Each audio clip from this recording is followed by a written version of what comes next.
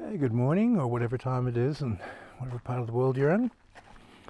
So, advice for people learning from my YouTube channel and also people on Vimeo. I get a lot of questions where people are viewing the videos and implementing the ideas, and many of you are getting very good success. So I enjoy watching those videos that you send back to me of applying the principles. Thank you for that. To answer some of the questions, people will have general faults, and almost everybody makes the same error. The first main error is the knee alignment. Traditionally, most people push their knees out too far. So to address this, you look at the two triangles in the leg. From your ankle to your knee to your hip is one triangle, and the knee ankle to the center of the foot, kidney 1 point, is the second triangle. And you want those two triangles of your leg to be on the same plane. Traditionally, most people push the knee out, so you get a misalignment happening there in your structure. So if, let's say, you just take your standard bow and arrow stance, pull your knees in a little bit, pick up a bar, a weight, and just circle your knees around, you'll notice that when you start to push the knees out, you'll start getting pain across the joints. So it's really important to recognize that pushing the knees out is misalignment. So what most traditional, sorry about that noise you're hearing in the background there, that's my washing machine. I've got to go buy another one. Anyway, back on track. What you'll notice about the knee pain and the knee alignment is most traditional systems are teaching you incorrect knee alignment. So correct that one first. The next thing to look at is the pressure at the point of contact. So when people are doing the Fajin exercises, they're grabbing quite tightly, that's fine, and that gives you a feedback between your partner's structure, their base, their tension.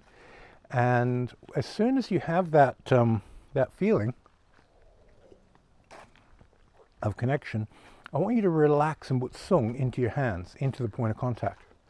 So as you relax the point of contact, what you're going to find is that the ability to stretch the energy through your partner's body increases. If you contract the grip, let's say you grab a person's forearm, wrist area, the energy and the mind will contract. Where if you grab to feel and then you put sung there and stretch through that grip, you're going to get an automatic sense of the energy wanting to extend. So you're able to extend the energy much more efficiently by putting sung at the point of contact. That's the next major error that people demonstrate. Okay, from there, the third mistake that generally comes up is the sung throughout the body. That the shoulders are lifting, the chest and back are lifting, that we need to relax and hang the joints, hang the muscles, let everything soften down. There's a description that comes up every now and then of a puppet. Your skeletal structure is connected to strings, and all the skeletal structure hangs down. And that feeling of the skeletal structure hanging, the muscles hanging, very, very important principle, just to soften and everything, let it drop to the ground. When you have any load on a body and you're relaxing and hanging the muscles, there's a natural tendency for the body to switch from muscle to fascia. So simply by relaxing, letting go and opening everything up, you get more fascia connections. And that's why so many Tai Chi schools, when they're doing the form, it's relax, relax, relax. It's such a big emphasis on relaxing the body. So as you go through the different movements, you're connecting more with the facial web. Okay, so next error that comes up, and so I started from the most common, and now I'm moving to the less common errors, is the mental space. So you're always seeking to open up your mental space, where most people, when they touch someone, their mental space is contracted and thinking. So they're occupying too small a mental space. Now, this is 100% of the time, the mental space could be a bit bigger. So that's just the nature of internal. But it doesn't have to be a huge mental space for this to work. Now, that's why it's further down the list. Everybody's making the mistake. There's always an aspect of improving the mental space. But the way you produce sung to open up your awareness is what regulates that. So more sung into the mind, relax all the pressures into the mental space, and you start automatically getting a sense of, I have to do this in order for the energy to stretch out and move. The next error is not paying enough attention to the center of balance. You want to have a layering of what you're interacting with your training partner. You want to feel, okay, this is his structure and his tension points. This is the feeling of his energy system, and this is his balance point. The center of balance of the mind in relation to the body, in relation to the structure and how they're moving is very important. So you touch structure, find balance, and then you loop back into feeling energy. People without any chi concept can do very well simply through recognizing structure and balance, and in producing sung, relaxation, to absorb the person's structure through their balance. If you have a very highly refined mechanical framework for doing this, you can bypass the whole chi phenomena completely and just keep absorbing technical drills into your mind, absorbing structure through balance into open awareness. And this is a really good way to teach this type of technology to the scientific community. If you're teaching in a university where people are very skeptical and the debunking type of mentality is out there, follow that protocol. Don't talk about chi, don't talk about energy, just talk about relaxation, the body mechanics, stretching, the mechanisms, and relaxing everything into the balance. And people will get it. And then they'll ask those questions themselves as the various forms of vital energy arise from the building the ball, qigong, and so forth, where they'll start questioning. Well, there is more to this. I can feel all these things. What am I feeling? They want an explanation for it. Remember that chi is just a feeling. You feel something, you label it a type of chi. That's fire chi, that's air chi, that's water, earth. And each one of these different types of chi have different sensations. If you don't use the word chi, and you just use the description of the sensation, people are much more comfortable. Okay, so the next thing to look at with the most common errors that you're going to encounter is trying too hard. You need to relax the will as you stretch the energy out. If the will is too contracted, you can't mobilize the energy and get the mechanics to work well.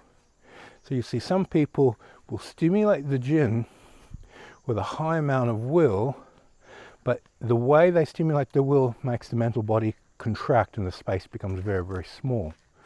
You're always seeking to expand the space, occupy more space. You'll find that by occupying more space as you relax out, you can get a natural sense of ease with which you do the different exercises. So when you're mobilizing energy and stretching energy out, the only time you're allowed to contract the space if you're doing an electric pulse. And then you're squeezing and pulsing the energy out electrically, very, very high speed, but you have a mental space of connection to where you want the energy to go to create the field effect, and then that'll work. But generally, get your space open and ensure that the mind and the will aren't holding you back. Okay, the next area that a lot of people will make mistakes on is they hold too rigidly to some sort of traditional mechanical framework, like tailbone movement, or dantian rotation, or whatever your traditional system says. I'll relax the back, hollow the chest, and then do this and that to get this particular energy to rise. It's all mind. Everything is mind. There's so many ways to mobilize energy to get it to have the same outcome, And the interesting thing is you don't have to follow one. You can, my favorite is simply, okay, where's the strongest place when you wrestle with your partner? Get to that strongest place. Now relax, activate fascia, hang the joints, open everything up, hang the muscles, open the joints. And you hang the joint before you open, because that gets the muscle to hang. And then from that very, very strong body mechanic, then you activate the energy. You put relaxation at the point of contact and open up your mental space and put the song out, and the energy is mobilized. You can do it through whatever mechanic you want. I like to follow the strongest way of doing something, the strongest way of moving, the strongest body mechanic, and internalize it and relax it all into the mind. And that's how it gives me the best result. I don't care much for traditional methods because they're inefficient. The strongest way to do something physically will usually result in the strongest way to do it internally when you make micro adjustments in the feeling of the fascia muscle connections and relaxation into the mind. So always remember that you're not trying to validate or prove that all the years of training that you put in was not wasted. You're emptying your cup and going, okay, I'm going to try something new, step out of the box and have a look at this perspective, that perspective. So you compartmentalize all these different systems and they eventually come together under a thread of it's all mind. Okay, so I hope that helps with answering some of the questions from the emails and so forth that I've been getting. And if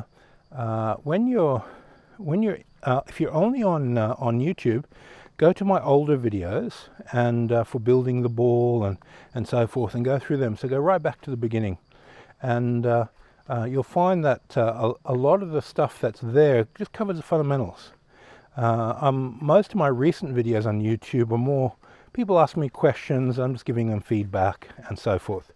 And of course the Vimeo channel has there's around 700 or so on the elastic force, and there's hundreds more on the other channels. So now there's half a dozen channels covering a whole range of metaphysical topics. Okay, thanks for your time, and see you guys in the next video.